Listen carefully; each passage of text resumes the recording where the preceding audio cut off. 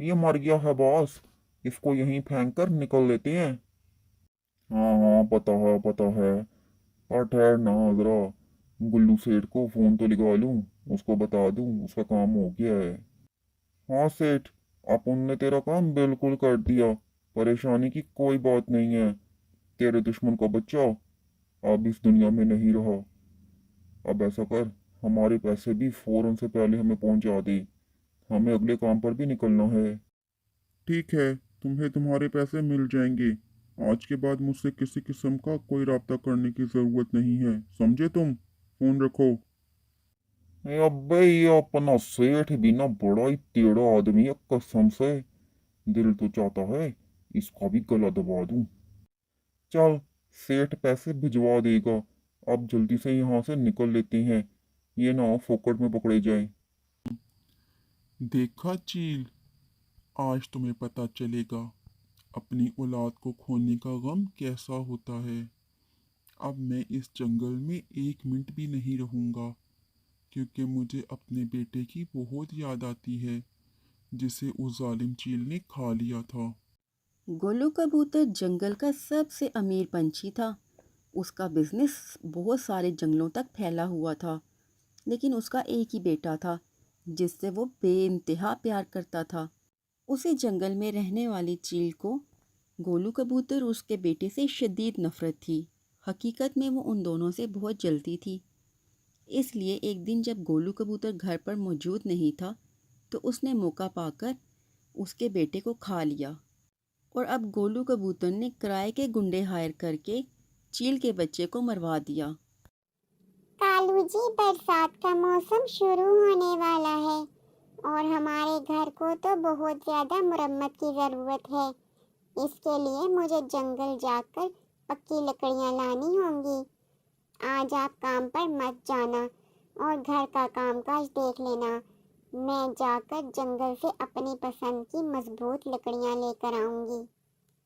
ठीक है शानो, तुम बेफिक्र होकर जाओ।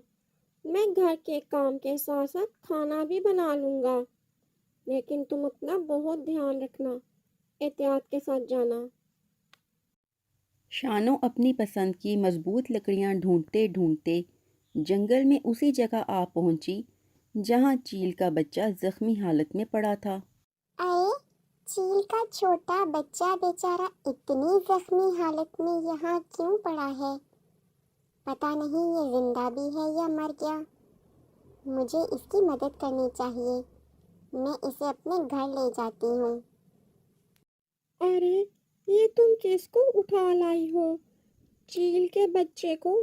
तुम्हें मालूम भी है अगर चील को पता चल गया तो वो हमारा क्या हाल करेगी।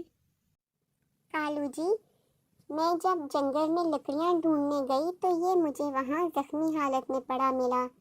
अब भला मैं इसे वहाँ कैसे छोड़ देती? मैं इसको घर ले आई हूँ। इसकी मरहम पट्टी करते हैं, उसके बाद देखते हैं, जो होगा देखा जाएगा। फिर शानो और कालू ने चील के बच्चे की मरहम पट्टी की। शानो, खाना तो मैंने बना दिया था, अब तुम किचन में क्या कर रही हो? कालू जी, अब वो जख्मी बच्चा हमारा खाना तो नहीं खाएगा ना? मैं उसके लिए चिकन सूप तैयार कर रही हूँ। शानो जब सूप लेकर कमरे में पहुंची तो उसने देखा कि वहां चील का बच्चा तो गायब था और वहां एक बहुत ही खूबसूरत परिंदा बैठा हुआ था। शानो उससे पूछने लगी। खूबसूरत पंछी, तुम कौन हो?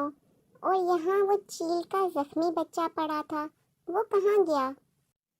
प्यारी चिड़िया, वो जख्मी बच्चा मैं ही हूँ। मैं परिस्तान की मलका परी का बेटा हूँ। मैं भेष बदलकर बाकी पंछियों के बच्चों के साथ खेल रहा था कि वहाँ कुछ नामालूम पंछी आए और मुझे उठाकर ले गए। उन्होंने मुझे खूब मारा और मुझे मुर्दा समझकर जंगल में फेंक गए। आपने मेरी मदद की, मेरी जान बचाई, वरना शायद मैं अब तक मर गया होता। नहीं नहीं बेटा, ऐसे नहीं कहते। तुम्हारी तो जान अल्लाह ने बचाई है और मुझे वसीला बनाकर वहाँ भेजा। अब तुम ठीक हो? जी चिड़िया आंटी, अब मैं बिल्कुल ठीक हूँ और मैं अपने घर जा सकता हूँ। لیکن گھر جانے سے پہلے میں آپ کی کوئی نہ کوئی مدد کرنا چاہتا ہوں۔ آپ مجھے اپنی خواہش بتائیے۔ نہیں نہیں بیٹا، ہمارے پاس اللہ کا دیا سب کچھ ہے، ہمیں کسی چیز کی ضرورت نہیں ہے، اور بھلا میں نے تمہاری مدد کسی انعام کے لالچ میں تھوڑا ہی کی ہے۔ وہ تو ٹھیک ہے چڑیا آنٹی، لیکن میرا فرض بنتا ہے کہ آپ نے مجھ پر جو احسان کیا ہے اس کے بدلے آپ کی کوئی نہ کوئی مدد کر کے آپ کا احسان چکانے کی کوشش کروں۔ آنٹی میں دیکھ رہا ہوں آپ کا گھر کافی ٹوٹا پھوٹا ہے اور برسات بھی آنے والی ہے، آپ کو یقیناً نئے گھر کی ضرورت ہوگی، تو میں آپ کو تحفے کے طور پر ایک نیا گھر دینا چاہتا ہوں۔